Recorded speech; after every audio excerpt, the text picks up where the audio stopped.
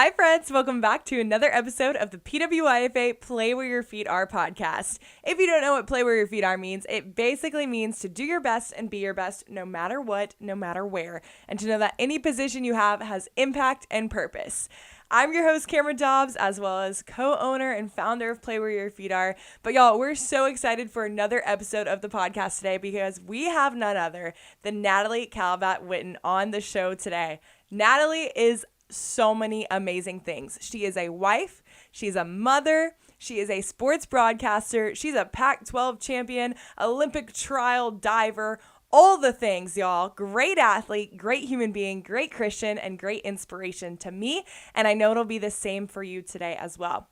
Now, this episode is very relevant because this is actually opening weekend of baseball that we are aiming to air this episode, and y'all, she is none other than FIU's head baseball coach's wife. So we get a lot of things out of this episode. You get the insight into what in the world is it like to be a head coach's wife in the college baseball scene, but you also get the career side of things, of being a girl boss herself. She's pursuing her own independent career while being a wife and a mother and killing it, might I add.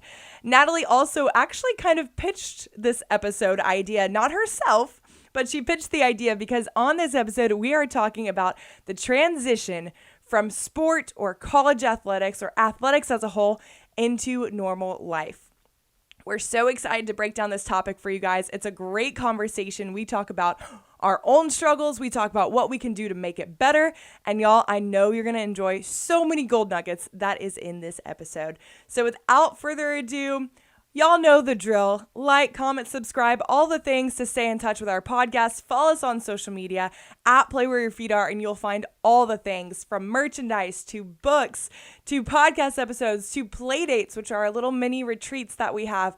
We also have webinars coming up, and y'all, it's so many different things. So make sure you find us on social media. Like, comment, subscribe, write a review. All the things that can help us grow as you continue liking what you listen to. But y'all, without further ado, let's get into this episode. This is another episode of Season 3 with none other than Natalie Kalibat Witten. Enjoy! This is the PWIFA Play Where Your Feet Are podcast, and I'm your host, Cameron Dobbs.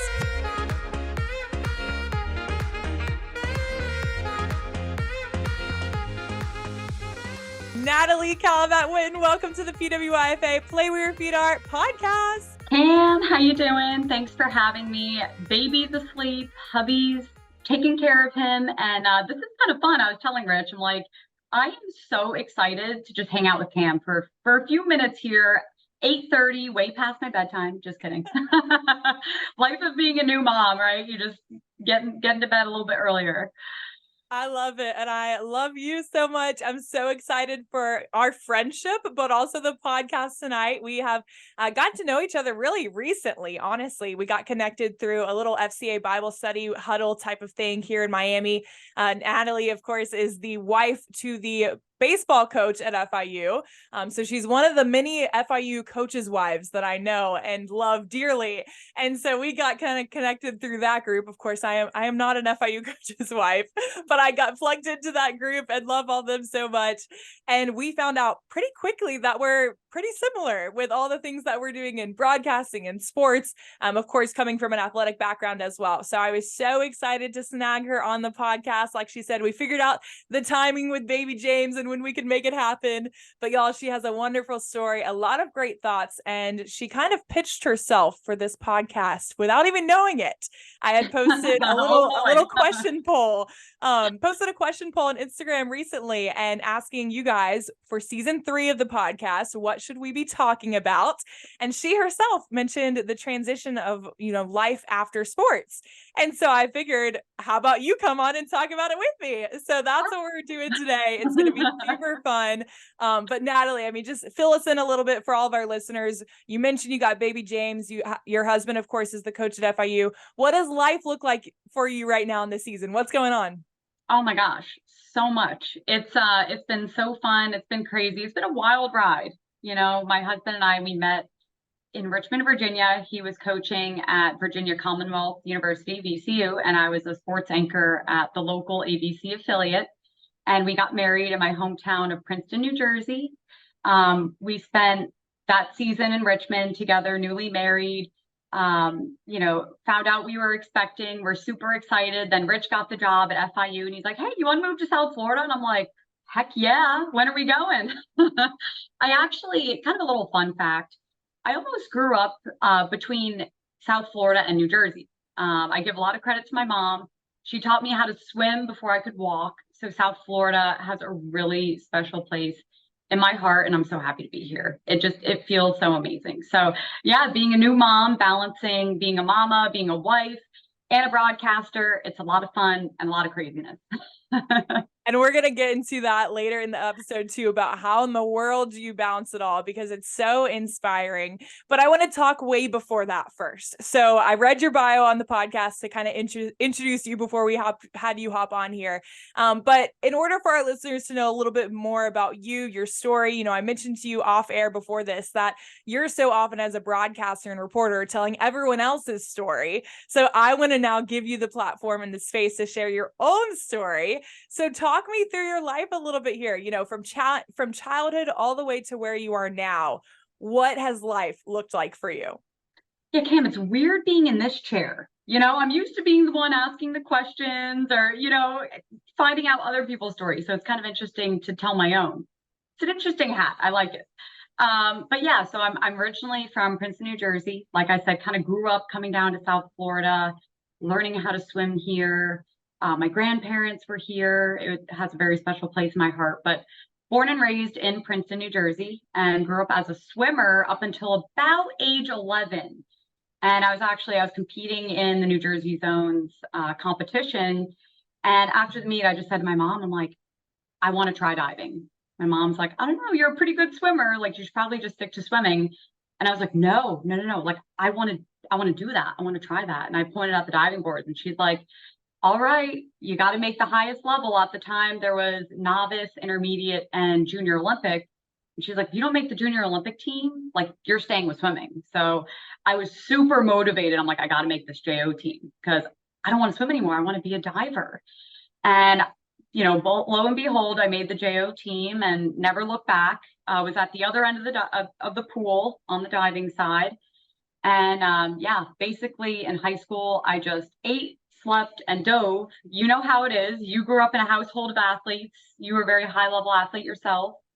And then I dove at the University of Southern California, where I studied media, sports broadcasting.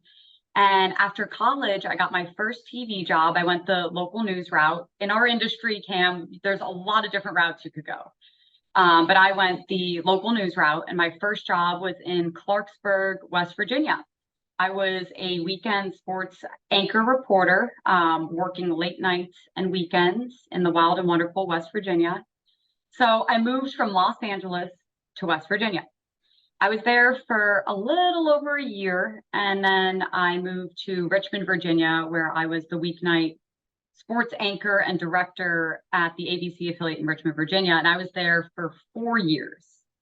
And it was incredible. It was so much fun to live in all these different places. You learn so much about yourself by experiencing life other places and with other people and kind of finding your own way. It was interesting going from being on a team, such a close-knit team at USC, to finding my way in the wild and wonderful West Virginia, and then going to Richmond and meeting my husband, and then just finding my way here to South Florida and doing broadcasting for ESPN Plus with USA Diving. So it's interesting that God has a plan for everyone, and it's just amazing where he can lead you. So that's kind of my life in a nutshell.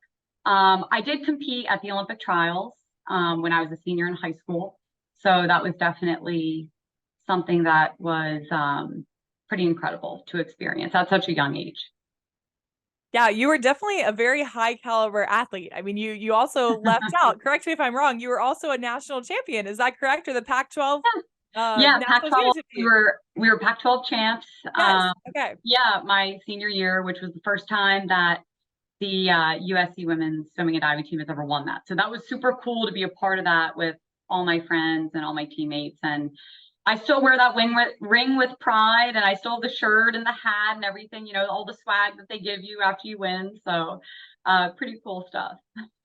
That's amazing. So lots of highs, but I know being an athlete, it also comes with lots of lows too, and hopefully more highs than lows. But talk to us just about, going back to that phase of being an athlete, your almost whole life leading up to that, at least before you went to broadcasting. What struggles did you have in your sport, whether that was, physical, mental, emotional, whatever it might be? What struggles did you face being an athlete? Yeah, I mean, I just I think of one story, kind of springboarding off of Olympic trials. So my senior year was when I competed in the Olympic trials, but there was a lot of training leading up to that.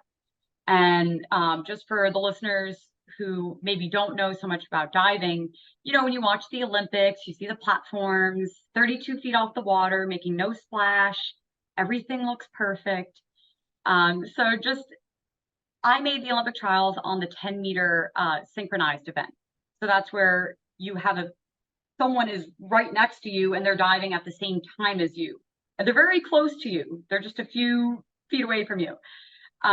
So training in that event, I would meet my synchro partner. She lived in Pennsylvania. I lived in New Jersey. So we would meet in Maryland every Sunday and we would train. And one Sunday I would leave at like the crack of dawn. My mom would drive us and I would leave super early in the morning. And sometimes I'm like, I don't even know if I'm awake. I'm getting up on the 10 meter and I'm like, pinch me, like, am I awake or am I still sleeping? And I was doing a simple back dive pike. That's where you're standing backwards and you do your arm circle and you press up into the pike position and you just basically float down with a head first entry. And one morning, my synchro partner is next to me. We're ready to go. I smack my heels on the tower and I do a backflip. And diving already is a sport where you're having to overcome fear. And this was it was a little bit traumatizing. But the worst part is I had to go up and do it again. So I think having to literally hit rock bottom, hit the platform, and kind of scaring myself a little bit on the dive, having to overcome that fear was really hard for me. My synchro partner helped me get through it. My coach helped me get through it. And I think it was a lesson that I learned in life. Things aren't always going to go as planned. You might have some bumps, some bruises. You might, hit a little bit of a stump, but it's how you respond to it and how you come out and actually are better off in the end. I feel like we could just stop the podcast there. There's your big mic drop right there. I love it already. No, that's incredible. And I want to go deeper into that because you mentioned, that all happened and then you had to get up and immediately go and continue practice. Is that right? So more practically speaking, or even going deeper in the story, what did your partner tell you, or what did your coach tell you, or what did you tell yourself to be able to get over that fear immediately and move on? Yeah, it was almost like I remember when I hit the water and I came out and everyone's like, "Are you okay?" And I watched the video back. I'm like, I can't believe what just happened. This is crazy. This is insane. I went back down. Diving is all about the buildups. So going down to the 5 meter, I kind of worked my way back up to 10 meter slowly. And I reminded myself of what I was training for. I was training for the Olympic trials, the biggest meet of my life. I had a partner next to me. I had to, make her proud. I couldn't quit. You can't say, I can't do this. You have to do it. So it was almost like that sense of pride and that push from within, like, I got to do this. I want to do this. I can do it. So just practicing those buildups and believing in myself, trusting in that millions, all the muscle memory that I built up into that moment, that kind of kept me going. Man, that's so beautiful. Amen. Because so many good nuggets right there. I mean, you think of, okay, you look at your community around you, your partner. Okay, I'm not just doing this for me, I'm doing it for them. You also look at, okay, if I can't figure out how to do this, I'm going to remember my why. I'm training for these Olympic trials. I'm going to remember my why, not only who's around me, but why I'm doing this. And then you also went ahead and already mentioned play where your feet are in a nutshell, because you talked about the build back up. And so it's whether you are on the smallest platform or the highest platform, you're going to do your best and be your best no matter what, no matter where. And that's the thing about play where your feet are, is that your best will look different every day, every moment, every second, every rep, whatever it might be. But if it's your best mentally, that's what we're going for. Your best effort, your best in the moment, your best that day, your best no matter what, no matter where. And that's what playing where your feet are is all about. Such a beautiful lesson already. And we're only like, 10 minutes into the podcast. I love this so much. But let's keep going here. Okay. So we talked about a little bit of a low moment there and struggles that you faced. We mentioned the championship already, so that might be the answer to this next question. But talk to me about the highlight of your athletic career. Cam, the Pac-12 championship was incredible.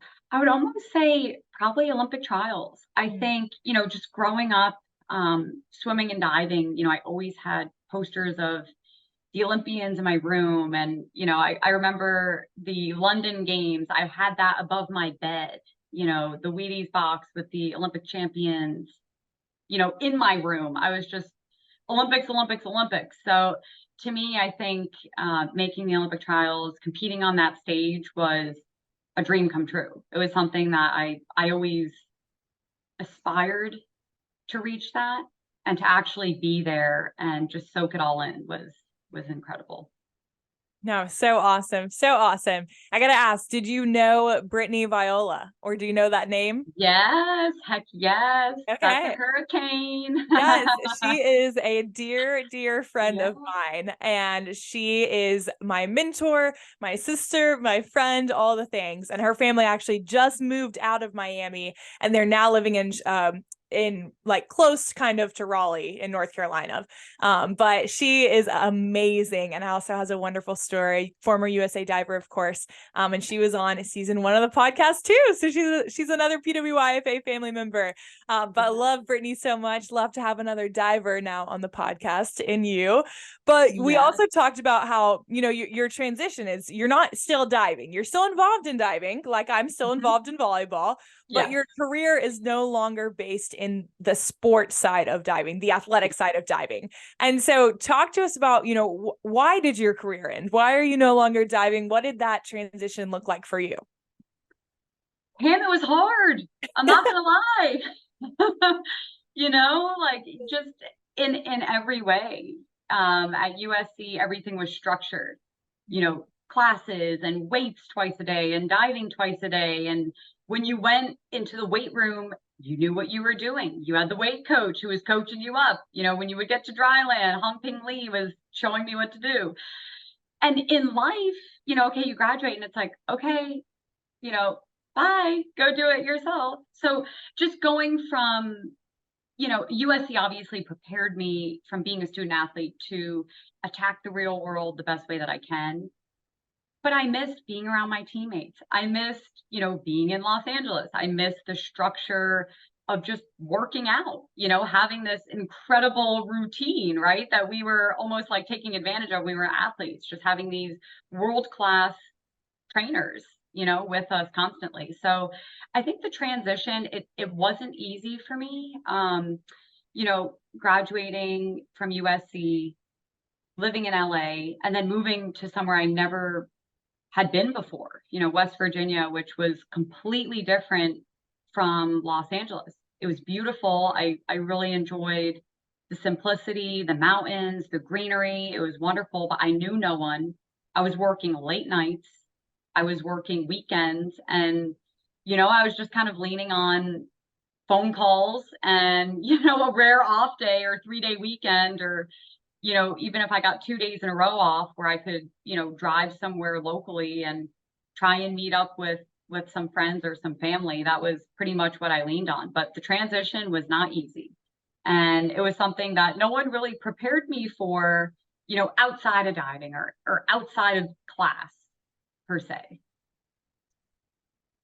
No, for sure. I think I can definitely relate in different ways as well. I mean, even I think of my career, my athletic career ended a lot more abruptly and unexpectedly, of course, with medically retiring and being medically disqualified at the start of my junior season.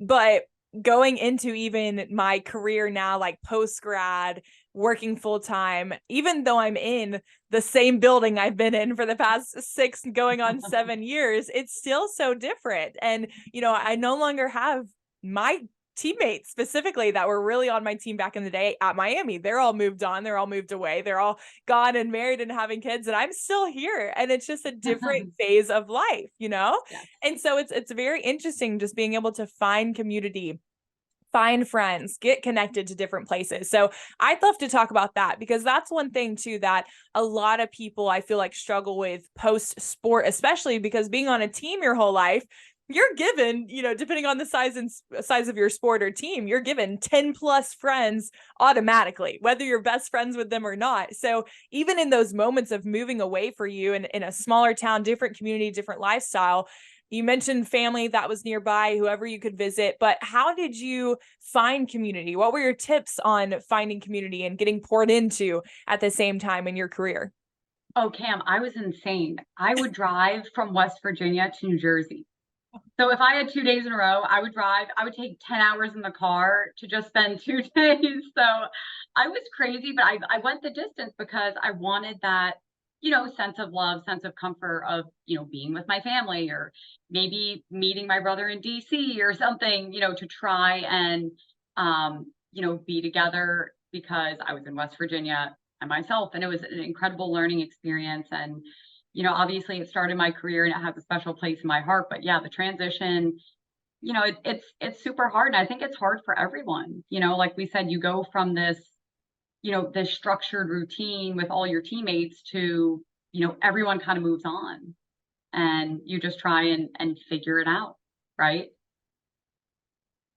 And I think it's funny too, because as I continue to get older and move into different phases of my life, it seems like we're always just figuring it out and that Yes. no one has it figured out. You think of, you look at your parents when you're young and different people in their careers when you're young, and then you get to that age and to those phases and you realize no one knows what they're doing. And I think we can almost take comfort in that, because we're Yes. all just figuring it out. We're all just taking it day by day, brick by brick, figuring out what we can do, where we're at, playing where our feet are, pursuing our careers, just literally taking it day by day, as I just said. But going back to that season for you too, I know you mentioned a lot of different pieces that were difficult of this. What do you think, looking back, is one of the biggest things either that you learned from that transition season, or maybe that you'd even encourage others who are in that transition season right now? I honestly think, you and I in particular, we're such people. We love people. We're people. We're type A. We love being around people. We love, just talking and, conversing with other people. So I think the biggest thing is just to stay true to yourself, have faith, believe that God has a plan for you and everything works out the way it should, but also actively engaging and finding what makes you happy. Obviously inner peace is extremely important, but finding that happiness, creating happiness where you are. And I think it's really important to have some sort of a small group. And I know you mentioned the FIU coaches' wives earlier. It's, something Trisha McIntyre has done a good job of bringing us all together, because being a coach's wife is a certain breed, it's a certain lifestyle. So we got to stick together. So I think it's all about finding those similarities in other people that you can relate to, and kind of forming a small group and having that. I think it's so important.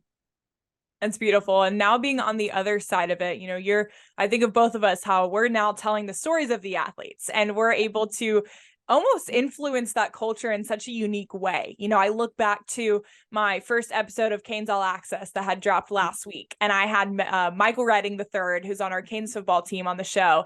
And all he discussed on that episode with me was how he's pursuing a degree in counseling. And he talked about how he wants to be the change of the narrative around mental health in sports. And he wants to be the example that kids can look up to about talking about mental health and making it normal to talk about mental health, and whether that's a good side of it or a bad side of it.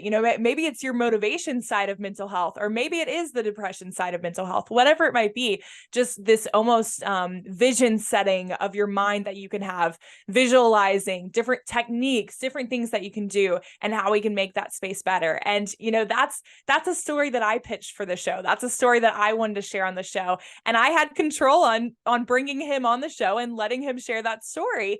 And so I think we as reporters have a unique space to where we are enabling these athletes to talk about the struggles, the hardships, the good, the bad, the ugly, all of it there. So whether that's as a sports reporter, as a mom, as a wife of a coach, whatever it might be, how do you think that we, people who are not necessarily even athletes anymore in college or in any area of athletics, how can we help this issue of transition from life to sport? Can we help it at all? Is it just a thing that everyone's going to face, which I think is true to a certain extent?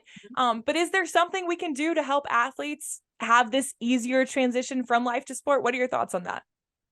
Yeah, I mean, man, that's such a good question. I think, practicing positivity is so important. It's all about the mindset. I think, your mental game from sports to transitioning into life is so important, and just taking the time to focus on the positives in life, and and not so much on how hard the transition is, but accepting that there is going to be change, but spinning it into a positive, I think is the biggest thing. And I think when I graduated and I'm like, oh, I'm starting my TV career, and I was so excited in that. And then all of a sudden, life hits you hard, and it's like, oh my gosh, everything has changed so much. It's embracing the change, opening that new chapter, being okay with the new chapter, and also having that small circle of people around you is so important, because all we want in our lives is to be around people that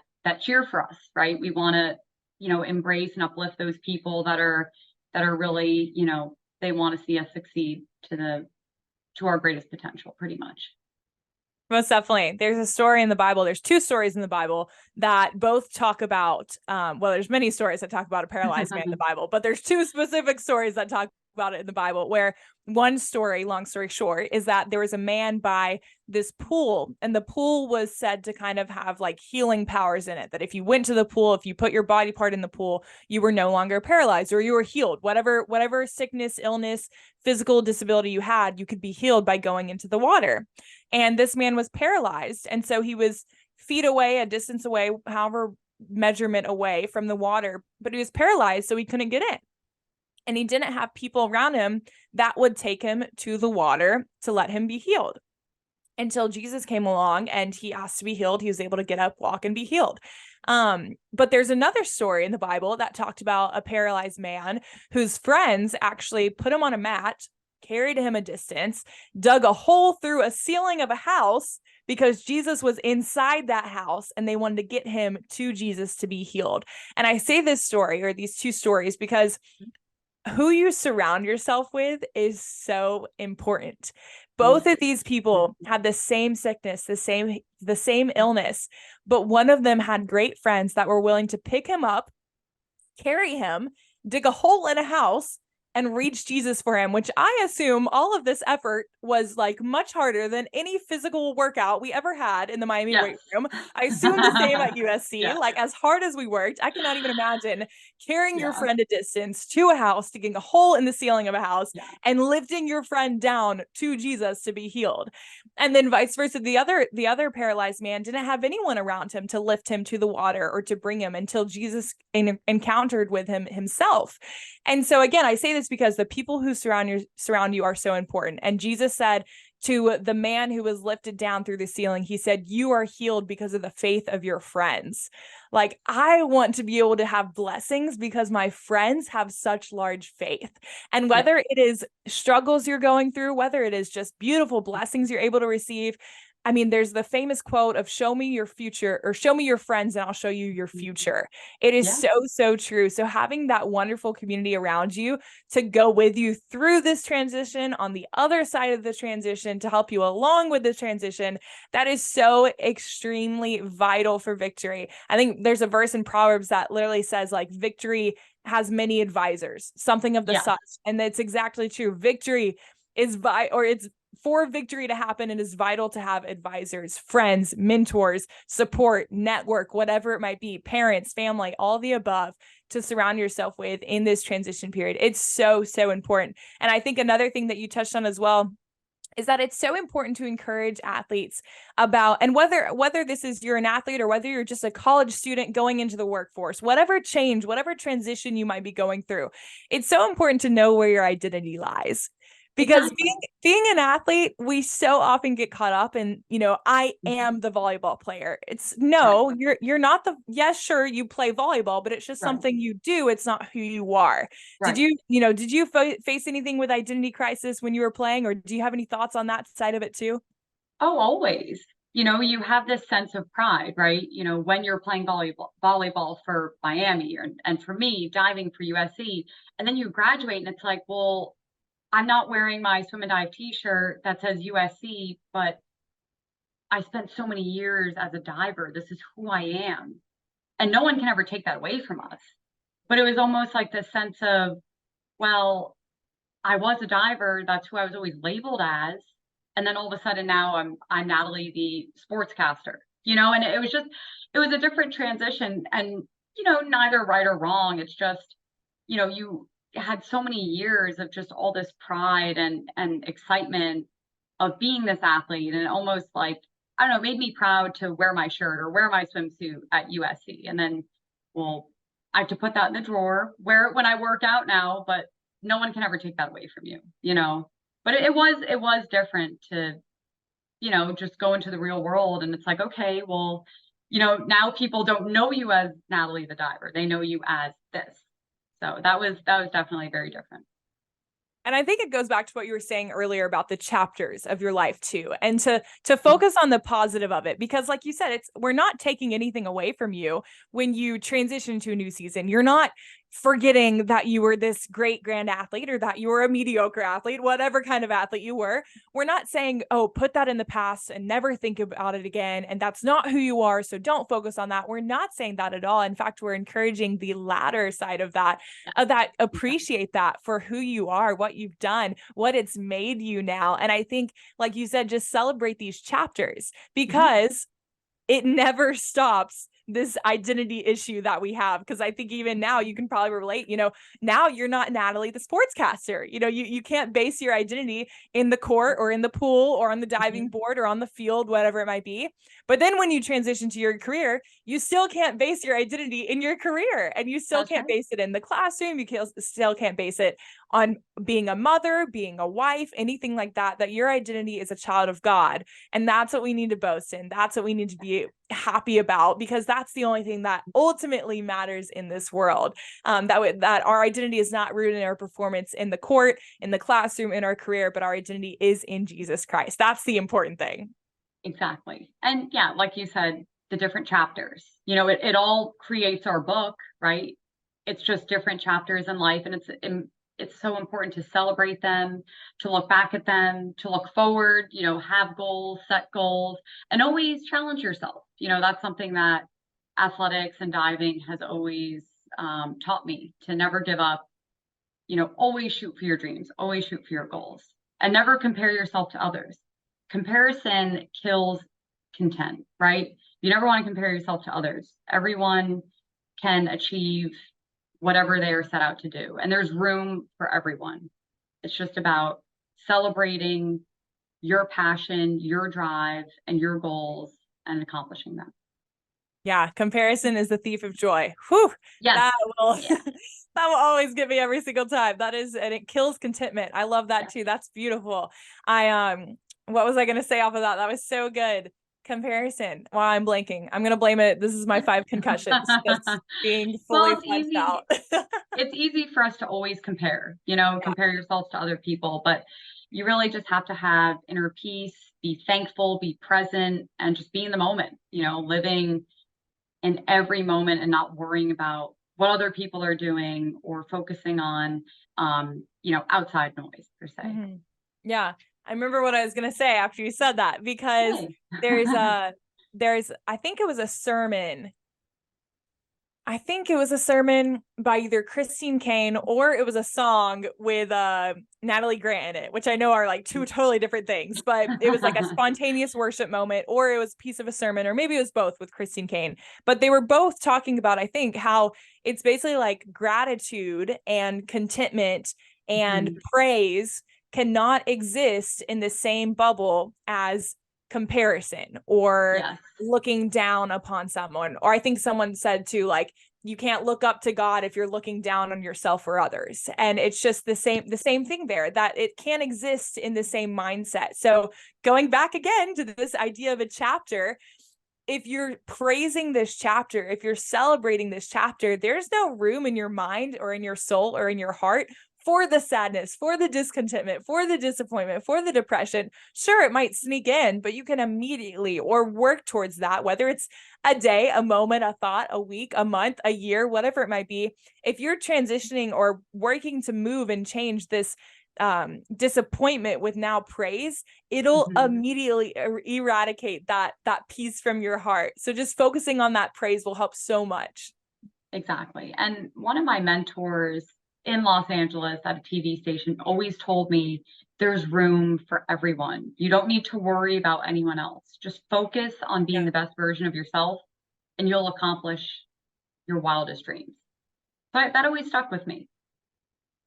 Yeah, that's so good. I love that. I need that in my own life right now. So thank you for that. Well, good. I'm glad. I'm glad you do. So good. So good. Yes. Amazing. And, you mentioned about going after your dreams and pursuing your careers and doing the things, and you're still doing that. You're going after all of your dreams and you're killing it at the same time. I'm sure, being from athletics, we're all taught a lot of time management or how to handle a lot of things at once, whether it's being a student, an athlete, participating in clubs, doing extra training for USA, sports reporting, classes, all the things there. And you're now also not only a sports reporter, but you're now also the wife and mom of sweet little James.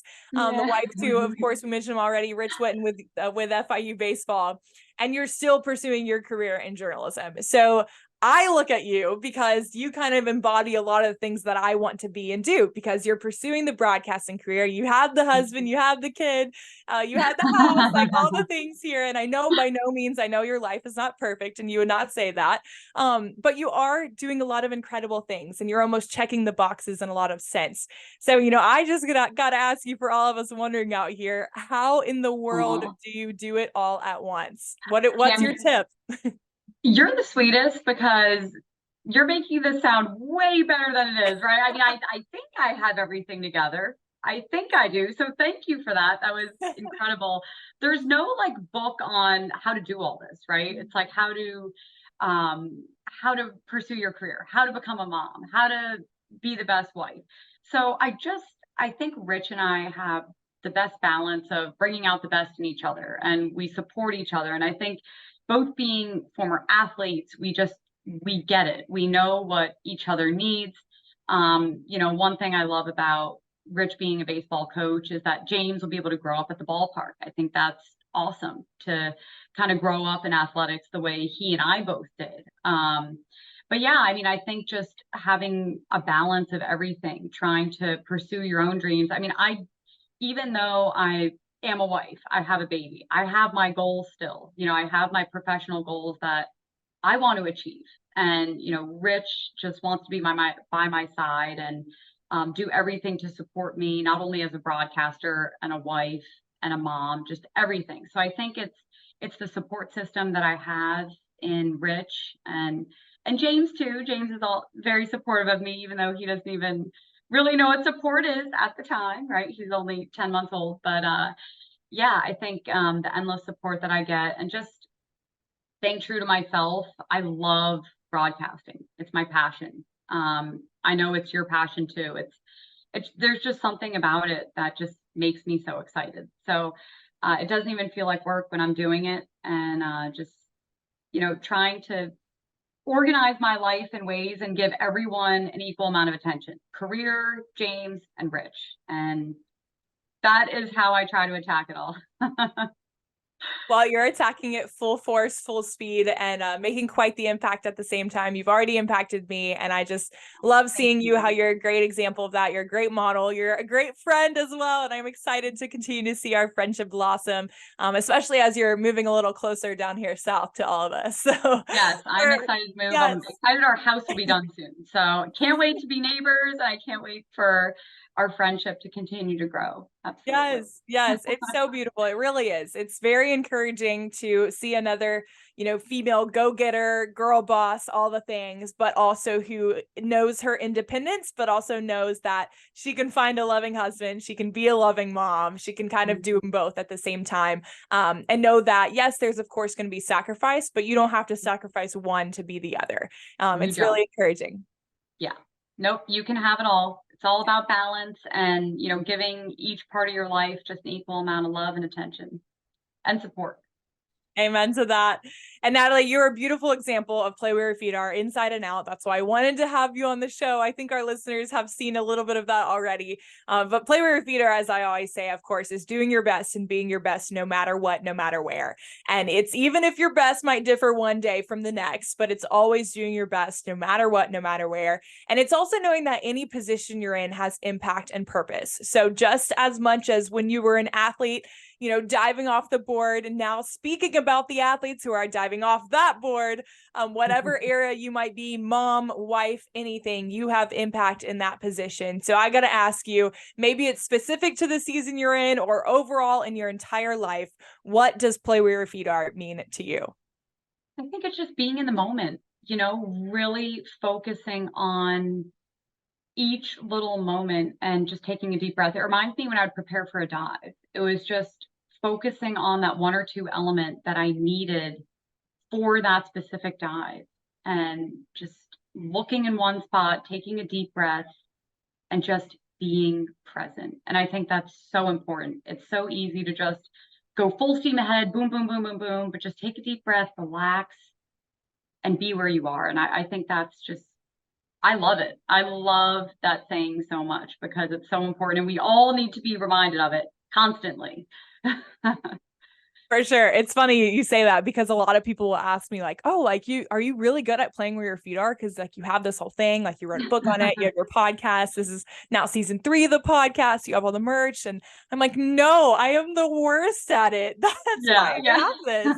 That's why I mean, it's on my necklace. It's on my bracelet. It's on all these shirts behind me. It's on the name of everything I do because I need that reminder every single day to play where my feet are. It's so funny. Like whenever I have the deepest conversations with anyone, my roommate, my mom, my sister, my friends, whoever it is, it always seems like at the end of it, they're always just like, Cam, play where your feet are. Or like my pastor, my young adult pastor here in Miami, he's one of my best friends, Chris Alessi. He'll always like text me and be like, hey, I think you could read your own book to yourself right now. Like, I think you could learn from the words you've written because it's so true. It's a reminder we always need and always need to practice and repeat because it never is perfect, but we will try our best by playing where our feet are. And Natalie, you mentioned it there, lots of focus on the present. So for those who are seeing everything you're doing, the wonderful life that you're building, everything that you're doing in broadcasting, your transition from athlete to now real life, quote unquote, career, all the things there, wife, mom, playing where your feet are in all of it. What is your advice now for those who want to be like you and play where their feet are, but maybe aren't sure where to start there? What's your advice? Yeah, I would say like just take your time and appreciate the positives in life. I'm a big family girl. Family is everything to me. So it's so important, just with my upbringing, how close our family was and how I pressed that importance to Rich. I just said family is number one to me. And I think, even with how much he has on his plate, building the FIU baseball program, he always gives us 110% when he's with us. So I think it's one thing to just remember is to just be 100%, be present, be engaging, be positive, share that mindset, share your faith, and be a big believer. I think those are just a few of the ingredients that we need to just be the best version of ourselves. So good. I love that so much. Natalie, I so am happy that you're joining the family here at Play Where Your Feet Are and having you on the show today. It's been so fun. One more question before we wrap up here, because I feel like I would disappoint listeners if I didn't ask this. And I know that we could do an entire podcast on this and could bring on Trisha and Steph and everyone else. But what is it like being the wife of a D1 baseball coach? What is that lifestyle like? It's crazy. No, it's awesome. It's a lot of fun. Rich, he's just done an amazing job. In his first year as a head coach, I know that's something he's always dreamed of, and he's one of the youngest D1 coaches in college baseball across country. So I'm so proud of him.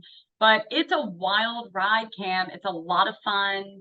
I love going to the ballpark. I love going to his games and supporting him, even when he's on the road, watching the games. I have James watching, on the TV. We pull it up. But no, Rich has just done a great job of, being a great leader for our family and for the program as well. So I think it's crazy that in his first year as a head coach, he also had a baby. So I apologize to him that like literally all of life's craziness was compiled at him at once, but I think he's taken it well. Maybe a few extra gray hairs, but it's all good. It's been a lot of fun, and I'm super excited. Rich hired an awesome new pitching coach, Karsten Whitson, and his wife is wonderful, and they've got a 3.5-month-old baby boy. So I'm so excited for our families to grow up together at the FIU ballpark, and it's unlike anything else being a coach's wife. But I'm going to pick Trisha McIntyre's brain as much as I can because she is a seasoned pro. She's a pro at moving, at being a coach's wife, being a woman of faith. So I love her to pieces. She's such an inspiration to me. So I'm going to continue to kind of poke her brain and figure things out here. Most definitely. We might bring her on the podcast this season too, just to talk about all the things about being a coach's wife, the inside of the area that maybe most people don't see about college football is the wife of the head football coach. Because I know that's rock holding it together. Yes, the glue that keeps it going. My goodness. Yep.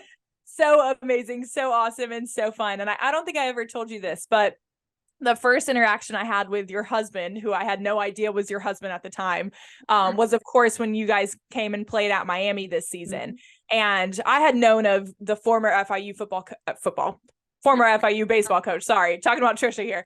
That's okay. And I had friends that played on that team and just, heard different stories. Mm-hmm. And so we knew there was this kind of new transition coming through, new coach coming through, new mm-hmm. staff. And we're excited about the future of the program. And I remember because we do all of our hits as an in-game host right in front of the third base dugout, right in front of the opposing team's dugout, which might be a little distracting, but we have fun with it. And so I'm sitting like in between hits. I sit right next to the dugout.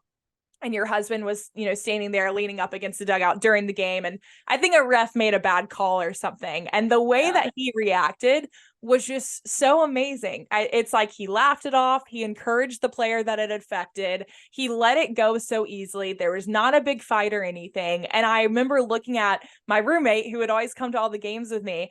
And we were just like, we love how he just handled that. And it was just so beautiful to see. And so I just think it's awesome now being months after that, meeting you, figuring out, I guess it runs in the family with Grace.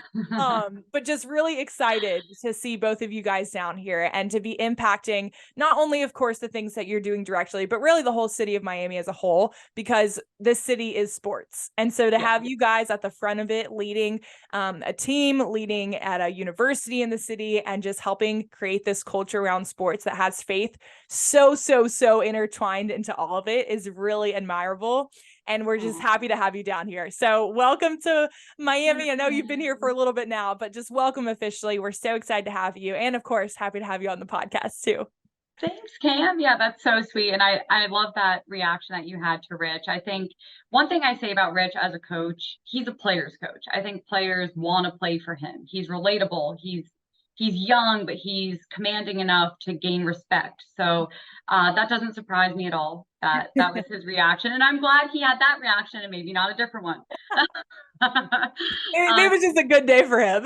Yeah, I think maybe it was a good day. He was trying to, put his best hat on. I don't know. But I'm happy you saw that side, which is great. And Rich is the best. He's a great leader to me, our beautiful son, James, and just our family as a whole. And thank you for this warm welcome. And I'm so happy to be here. This was fun. Like I said, I told Rich I was looking forward to just hanging out with you on your podcast. And I had this date circled on my calendar for literally since you asked me to be on it. So thanks for having me. Oh my goodness, it was so fun. I always joke and I'm like, the fact that this is like work in a sense is the best thing ever because I just have wonderful conversations with so many people and I have to schedule it on my calendar. So it's fantastic that this is work. It's so fun. I love that we get to do what we do. But Natalie, just because the podcast is ending doesn't mean that our relationship or our listeners or our viewers' relationship with you has to end either. So at this time, I'd love for you to drop anything you got. How can we best follow you? Where can we find more of you, your life, you and James, you and Rich, you and FIU, all the things there, all of your sports broadcasting? Where can we stay in touch with you? Yeah, I have a website, nataliekalibat.com. My Instagram is nataliekalibat_TV. My Twitter is at Natalie Kalibat, and my Facebook is at Natalie Kalibat. So those are the channels where everyone can find me. And I know where to find you, Cam. You can't hide. I'm not trying to, so that's okay. We're linked up for life. I love it. I love it so much. Amazing. I'm so excited again to have you join the family here. But at this time, I'd love to give you got the final mic drop here. It's all you. It's not me. So any other final thoughts, words, advice, gold nuggets, go-to coffee order, whatever it might be to end off the podcast here. What you got for us? Oh my gosh. I just want to say I'm so thankful that God has put you and I together because I think he puts people in your life at a certain time for a certain reason. So I'm just super thankful that you and I have been connected, and we'll just continue to grow our friendship and grow in faith together. I think it'll be awesome. Amen to that. I totally agree. I'm so excited for this relationship on and off the air here. So thank you again for joining the family. You are officially part of the PWIFA Play Where Your Feet Are family. So thanks again for hopping on. We had such a joy meeting with you and talking with you about Play Where Your Feet Are, transition from sport to career and life and the changes and chapters that it gives us. So again, such a blessing to hear from you. I know it was the same for our listeners. And we look forward to following you in all the things you do. Thanks, Cam. Thank you for having me. This was so much fun. Let's do it again. Yes, why not? Run it back. Run it back. Bye, Nat. Thanks so much. Thanks, Cam. All right, I know we just talked about FIU the whole time, and I am repping my Miami gear because I'm about to go host the final game of our opening weekend series. But y'all, I so enjoyed having Natalie Kalibat Witten on the show. I hope you did the same. Anything that she mentioned, her social media handles and all the above will be linked down below. So make sure you go follow her and stay caught up. And hey, while you're on social media, why don't you go ahead and also follow at Play Where Your Feet Are so you can keep up with all things of the business that we have, whether it is the podcast, the books. We have number 2 coming out this year. Cannot wait. Y'all are going to be so excited for this one and so much more. If you want to stay connected, make sure you do just that. My Instagram's at CamDobbs, cam.dobbs, if you want to stay connected to me as well. But y'all, thanks for tuning in to another episode of the PWIFA Play Where Your Feet Are podcast. As always, be blessed and play where your feet are.